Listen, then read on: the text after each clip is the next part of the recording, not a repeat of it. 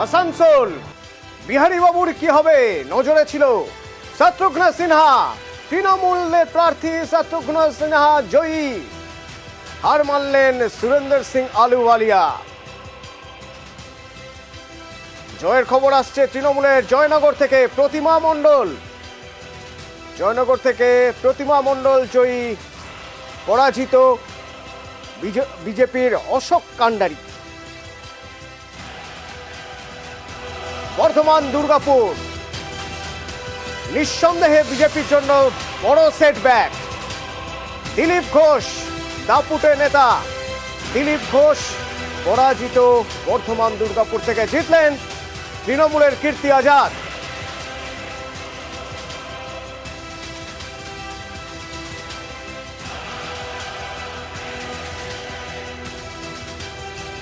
Krishnanagar Mahua Moitra suspend করা হয় তাকে, আবার তিনি সংসদে যাবেন। মহুয়া মৈত্র ফের সংসদে যাচ্ছেন সাংসদ হয়ে। হারলেন কৃষ্ণনগরের রাজমাতা অমৃতা রায়, বিজেপি প্রার্থী ছিলেন এবার।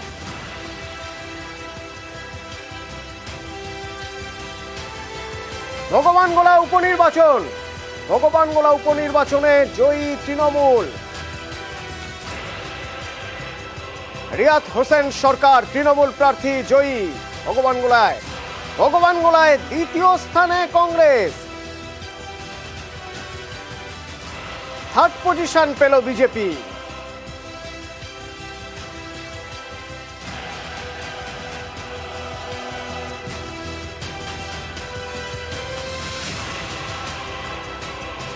এবার মথুরাপুর লোকসভা কেন্দ্রে তৃণমূলের বাপি হালদারের জয়, পরাজিত বিজেপির অশোক পুরকায়। সবুজ ঝড় উঠেছে সারা বাংলা জুড়ে, সারা ইন্ডিয়া তো বটে।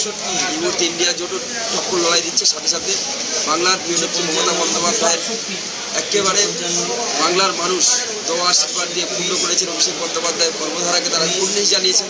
মথুরাপুরের মানুষও একেবারে সেই তালে তাল মিলিয়ে সমতালে মথুরাপুরের সবুজ ঝড় উঠেছে। সবুজ সুনামিতে আর কিছুক্ষণের মধ্যে পৌঁছাবে।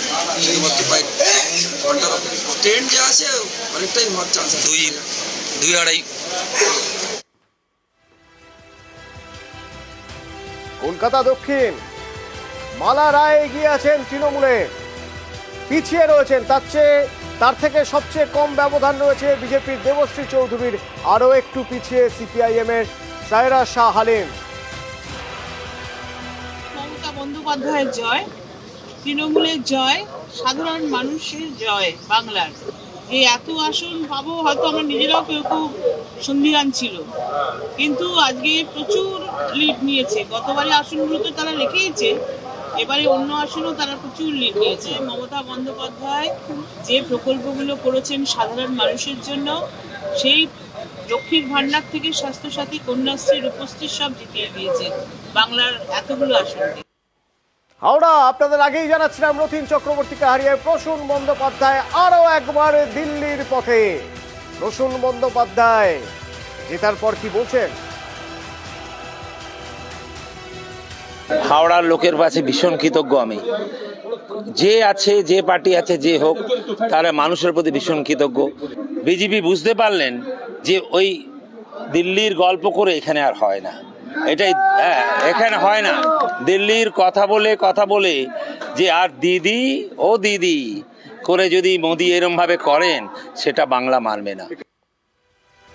প্রাক্তন ফুটবলার জিতলেন, প্রাক্তন ক্রিকেটার, বিশ্বকাপ জয়ী ক্রিকেটার কীর্তি আজাদ, তিনিও জিতলেন।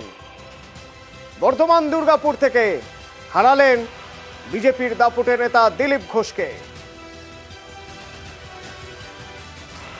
बहुत प्रयास किया दिलीप घोष साहब ने कि हम उनके साथ ऊट पटांग बात में अभद्र भाषा का इस्तेमाल करें, लेकिन हमारे संस्कार में अभद्र भाषा बोलना नहीं है। कि मैच तो वो हार गए, आपने बोला खेला होवे तो खेला हो चुका है।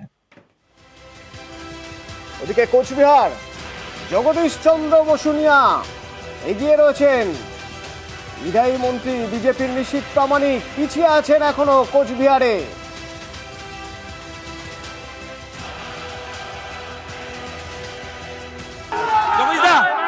এখনো তো অফিসিয়ালি ঘোষণা হয়নি, আপনি বেরিয়ে আসছেন, নিশ্চিত জয়? হ্যাঁ, কাউন্টিং শেষ হয়ে গেছে। কাউন্টিং শেষ? কবটা জিতলেন? 25,000-এর বেশি। 25,000 বেশি লিড।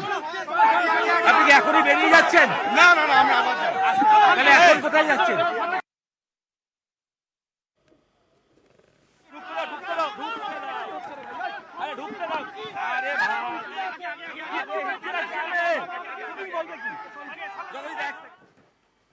আর সন্দেশখালীর কথা তো বলতেই হবে, তার কারণ এবার ভোটের হটস্পট ছিল সন্দেশখালী। সবচেয়ে বড় ইস্যু ছিল সন্দেশখালী। সেই সন্দেশখালী বসিরহাট লোকসভায়, বসিরহাট লোকসভা কেন্দ্রের দিকে নজর ছিল সর্বভারতীয় সংবাদ মাধ্যমেরও।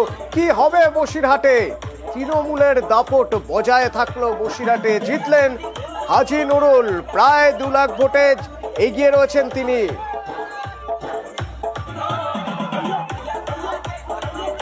এবং সন্দেশখালী যে বিধানসভা, সেই সন্দেশখালী বিধানসভাতেও পিছিয়ে রয়েছে বিজেপি। সন্দেশখালী ইস্যু কাজে এলো না। নিজের হার বুঝতে পারছেন বা পিছিয়ে পড়ছেন যখন বুঝতে পারছেন, তখন গণনা কেন্দ্র ছাড়লেন সন্দেশখালীর প্রতিবাদী মুখ বিজেপি প্রার্থী রেখা পাত্র। মহানন্দ সরকার, আপনি যেখানেই থাকুন কন্ট্রোল রুমে আসুন।